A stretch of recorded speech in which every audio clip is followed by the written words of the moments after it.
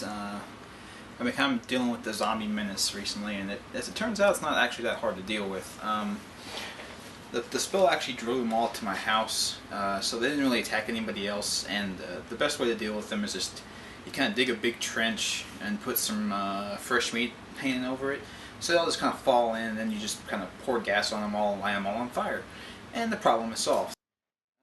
But I think I inhaled too many fumes or something like that, because I've just been getting these massive headaches recently, and nothing really seems to help. But anyway, don't worry about it.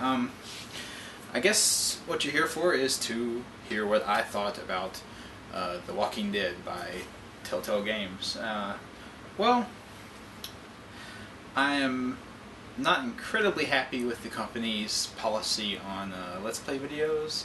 However, I understand why their policy is there, and I will get into that here in a second. Alright. I think you have to address this game from a couple of standpoints, like what the strengths and weaknesses are. And I'll kind of go back and forth between them. The big weakness to me really is, there's a couple of them, but one of them is the gameplay. Like, there's not really gameplay to these games. Like, I know how point-and-click adventure games go. I actually enjoy quite a few of them. However, the gameplay elements just seem to get in the way of the story, which the story was really good. I liked the story. I liked Clementine and Lee as characters. I liked Doug, and that was about it. I liked Omar. Omar was cool too. But I liked the story a lot. However, like, there has to be gameplay to back up a story. Otherwise, it's just a movie. And from a game standpoint, from it being a game, it really wasn't that good. It was barely above what you could find on Newgrounds in Flash games in the late 90s. So, it's just, I don't know, the gameplay never felt engaging or good. It just felt like it got in the way of the next cutscene, and not like there was that much gameplay between cutscenes in the first place, so even if they were good, there wasn't really enough of it to really matter. So from a game standpoint, the Walking Dead games are really bad. However, from a storytelling standpoint, they're really good. So I think if I had to do it over again, I probably wouldn't have even played the games in the first place. I think I would have rather just watch somebody play it on the internet for me, and do it for me, and provide an entertaining commentary during the boring gameplay bits that are completely horrible and pointless. And the reason why I say pointless is because of what was supposed to happen. This game was supposed to have an adaptive plot. Like, you did certain things, and certain things happened later because of what you chose. However, this was not really the case. Not honestly. They did an okay job of kind of hiding things, but if you actually go through and look, most of the options you had were not actually options at all. The only big one was if you chose to either save Doug or... Crap, what was that? I can't remember the girl's name. I didn't care enough about it to even know her name. That was the big one, and it didn't really affect the plot really. It just kind of affected what kind of dialogue trees you had later in the second chapter. However, that was pretty much it. Like, with Lily, they give you the option, do you want to kick her from the group or not? Well, if you kick her from the group, she just leaves, and if you don't, she sticks around for a while and then leaves. So you didn't really change anything, you just kind of added a couple lines of dialogue to the game. If you decide to save Ben, instead of letting him die because he's a little bitch, if you decide to save him, he ends up falling to his death anyway later. So you didn't really change anything, you just added a couple of lines of dialogue to the game. The plot progresses no matter what you do. So you're not really choosing anything. And the game, I would kind of get past it and just kind of move on if it wasn't like a big selling point in the game. And if the game itself did not make a massive deal out of your choices because of, you know, oh, so such and such will remember that you said this, or they won't forget that you saved their kid, or whatever.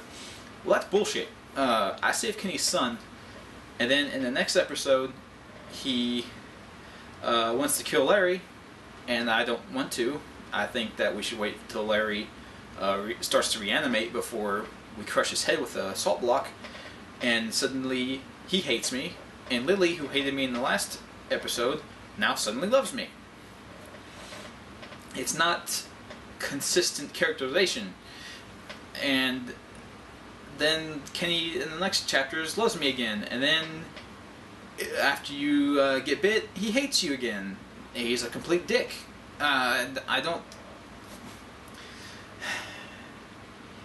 The changes that occur because of your choices are not believable when compared to what should be happening given other choices that you've made. So, the choices at the most in the game boil down to changing lines of dialogue. Even at the end, when the guy confronts you about all the choices that you've made throughout the game, it's basically just a series of event flags. Did they choose A or B? Tell them A was bad or B was bad. Next event, they choose A or B. Tell them A was bad or B was bad.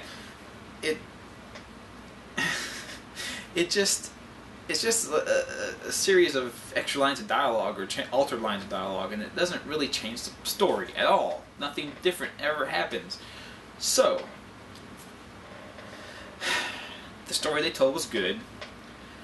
The elements that they told you where you had influence over the plot were basically lies. And there's no better way to make me hate your game than to tell me to really hype up these features that you have and talk about them, make them sound so amazing, and then they're really nothing. And that's basically what they did for this game.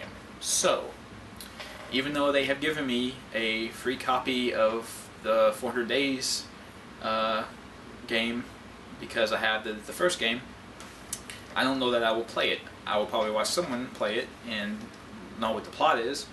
However, I have no interest in playing it because it's not really a game worth playing. It's just a story worth hearing, and they could have done that in a movie